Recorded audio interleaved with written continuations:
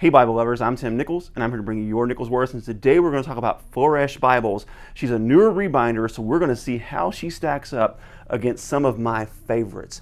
All of these guys are absolute veterans. They've been doing this a couple years or more, and she's a little newer to the scene. So what we're going to do is we're going to show her method, how it's a little bit different than some of the others, and we're going to see how her work compares apples to apples, comparing certain features. So what we're going to look at is we're going to start with spine work, we're going to move to stitch work, then we're going to move to tool work, and then we're going to move to the liner and the gilt line, and we're going to see how she stacks up among some of the best so early in the game. Let's go ahead and start with spine work.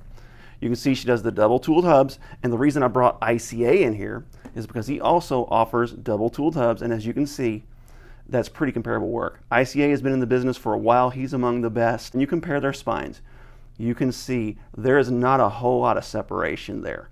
And just a little spoiler alert, all of these rebinders in this video are going to be featured in my top 10. Which order and which two are missing, that's for you to figure out later. But this is pretty sharp work. Now, let's go ahead and compare her to some others as well. This is Reformed and Rebound, and you can see both very good, very comparable.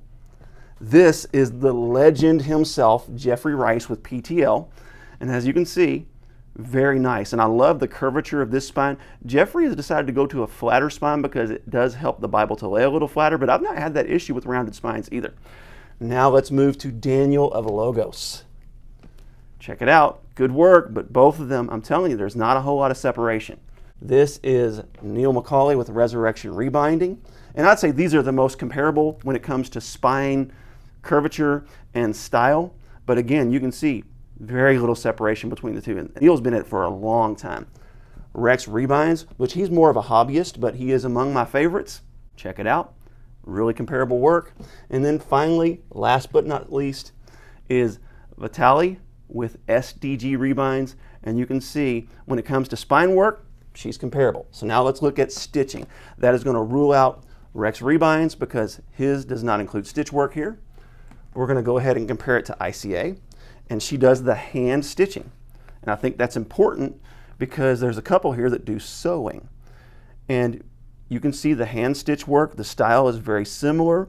And when you go into where she burns the edges here, you can see it right there near the base of the spine, which is exactly where you're supposed to put it.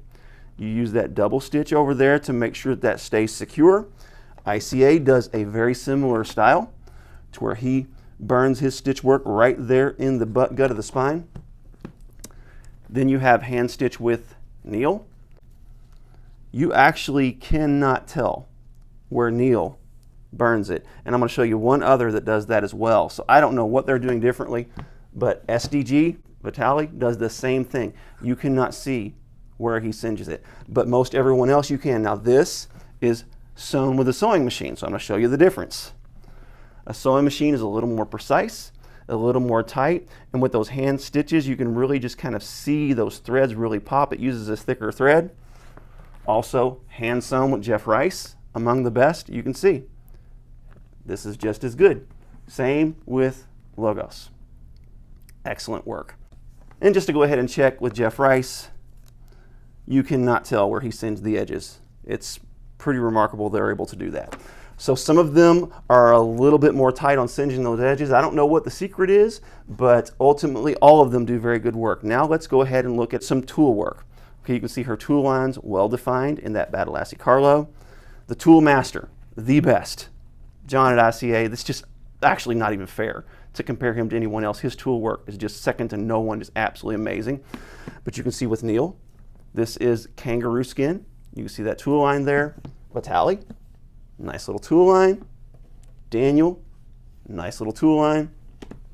And of course ET with Rex Rebinds, nice little tool line. You can see that she compares well with all of the greats. So now let's move into a liner. We're going to compare her to two of my favorites as far as the liner and corners go.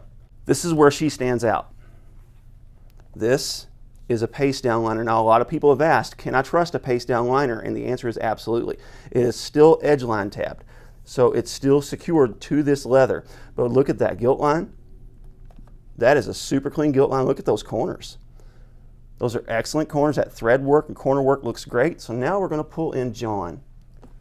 who does among the best work in the liners in the business. He uses what's a butt edge. So this almost looks the same as a paste-off liner, but it's not. It's butted, it's fused. And look at the gilt line corners. His corners are a very different style.